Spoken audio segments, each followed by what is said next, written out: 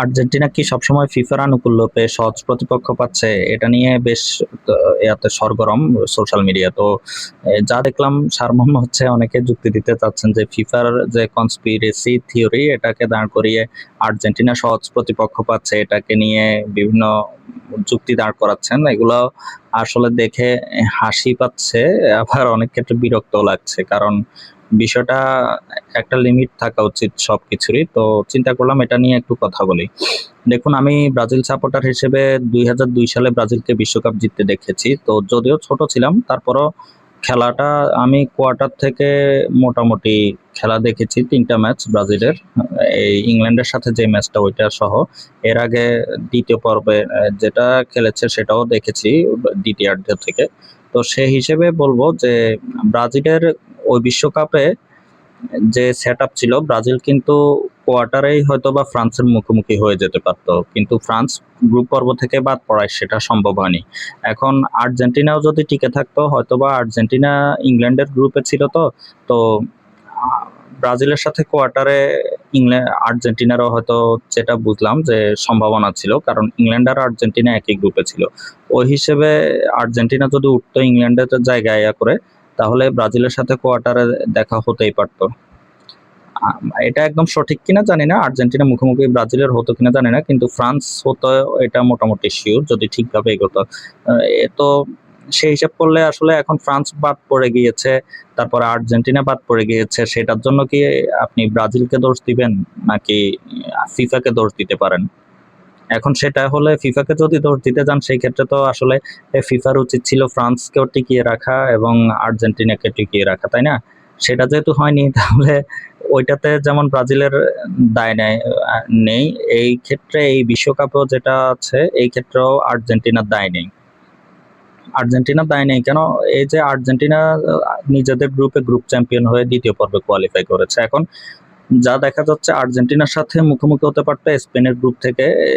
হচ্ছে স্পেনের গ্রুপ থেকে উরুগুয়ে ছিল এবং স্পেন ছিল হট ফেভারিট, যে মানে গ্রুপ চ্যাম্পিয়ন বা গ্রুপ রানার্স আপ হয়ে উঠতে পারবে। তো group champion Spain group runners up হলে আর্জেন্টিনার সাথে মুখোমুখি হতো, অথবা Spain group champion Argentina group runners up হয়ে উঠলে পরস্পর মুখোমুখি হতো। সেটা হয়নি, যেহেতু দুই দলে গ্রুপ চ্যাম্পিয়ন হয়েছে সেই জন্য।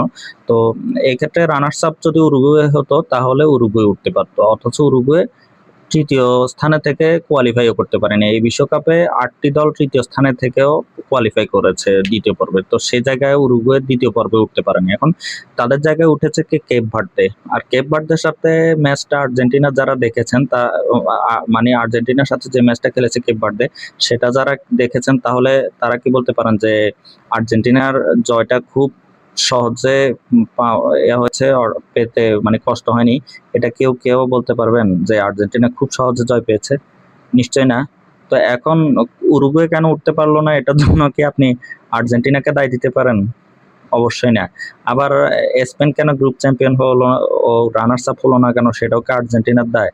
বা আর্জেন্টিনা গ্রুপ রানার্স আপ হলে স্পেনের সাথে মুখোমুখি হতো, আর্জেন্টিনা রানার্স আপ হলো কেন? এটা কি কোনো যুক্তি হতে পারে?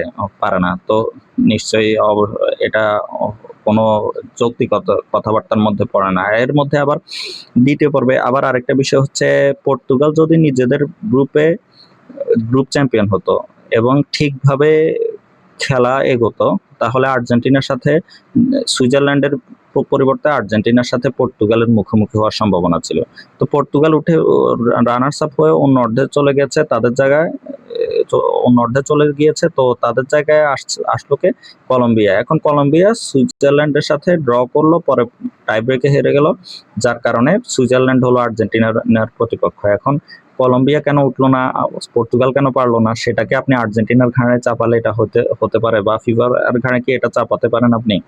অবশ্যই না। এখন এই ক্ষেত্রে আপনি বলতে পারেন যে যে গ্রুপ পর্বে যে ড্র হয়েছে সেটাতে কনস্পিরেসি থিওরি কাজ করেছে কিনা। এখন সেই ক্ষেত্রে আপনি দেখেন, আর্জেন্টিনা যদি মানে হতো, খারাপ রেজাল্ট তো অনেক সময় হয়। আর্জেন্টিনা ২০০২ বিশ্বকাপে কোয়ালিফাই করতে মানে দ্বিতীয় পর্বে যেতেই পারেনি, গ্রুপ পর্ব থেকে বাদ পড়েছে। ফ্রান্সও গ্রুপ পর্ব থেকে বাদ পড়েছে। তো এবারও যদি আর্জেন্টিনা ধরুন আনফরচুনেটলি যদি থার্ড হয়ে যেত গ্রুপে, তাহলে তো তারা অন্য অর্ধে পড়ে যেত। সেই ক্ষেত্রে হয়তোবা ফ্রান্স বা স্পেন, এই ফ্রান্স এর সহ অন্যান্য দলগুলোর সাথে খেলা পড়তে পারতো, তাই না? তো এই ক্ষেত্রে আসলে আপনি কনস্পিরেসি থিওরি খুঁজতে পারেন, কিন্তু দিন শেষে আসলে মাঠের খেলাটাও বড় ভূমিকা রাখে। দলগুলো সবসময় তার প্রত্যাশা মাফিক সবাই পারফর্ম করতে পারে না, যার ফলশ্রুতিতে আসলে অনেক কিছু পরিবর্তন হয়। যেমন 98 বিশ্বকাপের যে আয়োজক ছিল ফ্রান্স, তো মিশেল প্লাতিনি, আমি একটা এতে দেখেছিলাম, মিশেল প্লাতিনি ছিলেন আয়োজক কমিটির চেয়ারম্যান। তিনি বলেছেন যে তিনি এমনভাবে ড্রটা করেছিলেন যাতে ফাইনালের আগে কোনোভাবেই ব্রাজিল ফ্রান্স এর মুখোমুখি না হয়। ব্রাজিল ওই সময় ছিল সম্ভাব্য বিশ্ব চ্যাম্পিয়ন, ডিফেন্ডিং চ্যাম্পিয়ন তো ছিল, এবং বিশ্ব চ্যাম্পিয়ন হবে সেটা সবাই ধরেই নিয়েছিল। তো সেই জায়গায় গ্রুপ পর্বে তিনি ওই কারসাজিটা করেছিলেন। এখন ফ্রান্স যদি ধরুন ব্রাজিল না হলে অন্য একটা কোনোভাবে গ্রুপ রানার্স আপ হয়ে অন্য অর্ধে চলে যেত, তাহলে সেটাতে কি ধরুন আর কি করা যেত? এখন কিছু না কিছু ফেভার, যেটা বলছেন যে গ্রুপ পর্বে কিছু না কিছু ফেভারের বিষয় থাকে, সেটা হতেই পারে। এখন সেটার বিষয় নিয়ে আসলে কি বলতে পারেন, এটা কিছুটা না কিছুটা তো হবে। এগুলো ফিফা যদি একেবারে যদি মানে যেটা বলছেন শুধু কঠিন দিতে হবে, এক বড় দলগুলো বাদ পড়লে ফিফা যদি টিকে না থাকে, ব্যবসা না হয়, তাহলে আপনি ফুটবল খেলা দেখবেন কিভাবে? এই যে উয়েফা চ্যাম্পিয়ন্স লিগের যে খেলাগুলো হয়, সেটাতে কি হয়? সেটাতে হয় কি, রিয়াল মাদ্রিদের সাথে গত কয়েক বছর টানা ম্যান সিটির খেলা পড়ছে। তো দেখা গিয়েছে যে টানা তো মোটামুটি ৩ সিজন দেখা গেল যে হয় ম্যান সিটি জিতলে ম্যান সিটি চ্যাম্পিয়ন হচ্ছে, নয়তো রিয়াল জিতলে রিয়াল চ্যাম্পিয়ন হচ্ছে, যেটা দেখলাম। আর এর মধ্যেও মানে প্রতি সিজনে নকআউটে গেলে এই দুই দলের খেলা পড়ছেই। এরপর লিভারপুলের সাথে পড়ছে। এটা কি জন্য পড়ে? এগুলো পড়লে ইয়াতে যে অথরিটির ব্যবসাটা ভালো হয়, সেটা ঠিক আছে, তারা একটা প্ল্যান করেন, কিন্তু প্ল্যানের বাইরেও তো অনেক কিছু হয়, যার প্রমাণ হচ্ছে আর্জেন্টিনার প্রতিপক্ষ এই উরুগুয়ে না হয়ে কেপ ভার্দে হলো, এবং কি এতে হলো কি পর্তুগালের বদলে কলম্বিয়া করলো। কলম্বিয়ার মুখোমুখি হওয়ার কথা ছিল, সেটাও হলো না, শেষ পর্যন্ত সুইজারল্যান্ড হচ্ছে। এখন কলম্বিয়াকে কি ফিফা ইচ্ছে করে হারিয়ে দিয়েছে, রেফারি ইচ্ছে করে হারিয়ে দিয়েছে? সেটা তো না, নিশ্চয় না। তো যদি সেটা না হয়ে থাকে, তাহলে আপনি কনস্পিরেসি থিওরি খুঁজতে যাবেন, ঠিক আছে, কিছুটা হতে পারে, যেটা বললাম যে 98 বিশ্বকাপের যে প্লাতিনির যে এটা, কিন্তু ওই বিশ্বকাপে এরপরও যে অঘটনটা ঘটে, সেটাতে আসলে আপনি কাকে দায় দিবেন?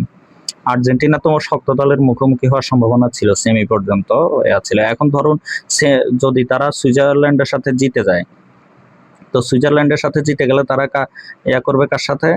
ইংল্যান্ড, মানে আমরা সম্ভাব্য প্রতিপক্ষ ধরছি ইংল্যান্ডকে। এখন নরওয়ে তো যে খেলা দেখছি, নরওয়ে তো ইংল্যান্ডকে হারিয়ে দিতে পারে। ফুটবল আনপ্রেডিক্টেবল খেলা, নরওয়ে দেখা গেল ভালো একটা ম্যাচ গেল, ভালো একটা দিন গেল, ইংল্যান্ডকে হারিয়ে দিল, সেমিতে গিয়ে আর্জেন্টিনার কাছে হেরে গেল। এখন ওইটাকে আর্জেন্টিনার দোষ? নিশ্চয় না। তো এগুলো আপনি সারাদিন খুঁজতে থাকবেন, দোষ খোঁজাই যাবে আসলে, কিন্তু এগুলো নিয়ে আসলে খুব বেশি মাতামাতি করাটা মনে হয় না ঠিক। অনেক সময় হয় অনেক কিছু মানে লিমিট ছাড়িয়ে যায়, তখন সেটা আপনি কথা বলতে পারবেন, কিন্তু কথা বলার আগে আমি মনে করি একটু চিন্তা ভাবনা, একটু খোঁজ খবর নেওয়াটা উচিত। তাহলে মানে পরিবেশটা নিজেও শান্তিতে থাকতে পারবেন, টক্সিসিটি ছড়ানোটা একটু বন্ধ হবে। এটা সবার জন্যই ভালো। খেলা উপভোগ করুন। আর্জেন্টিনা যদি নিজ যোগ্যতায় যদি নিজের এতে জিততে পারে, সমস্যা নেই। রেফারিং বিতর্ক সহ অনেক কিছু আছে, সেগুলো নিয়ে কথা বলুন। ভ্যালিড হলে সেটা নিয়ে কথা বলতে পারেন 100 বার, কিন্তু সেটাও ভ্যালিড কিনা সেগুলা একটু খোঁজ নিন, চেষ্টা করুন। হচ্ছে মজা নিন, সবই ঠিক আছে, কিন্তু মাত্রা ছাড়ানো কোনো কিছুই আসলে ভালো নয়। তো ঠিক আছে, ভালো থাকুন, সুস্থ থাকুন সবাই, আর খেলা উপভোগ করতে থাকুন, এবং আমার ইউটিউব চ্যানেল দ্য স্পোর্টস ল্যাবে সাবস্ক্রাইব করে সাথেই থাকুন। ধন্যবাদ সবাইকে।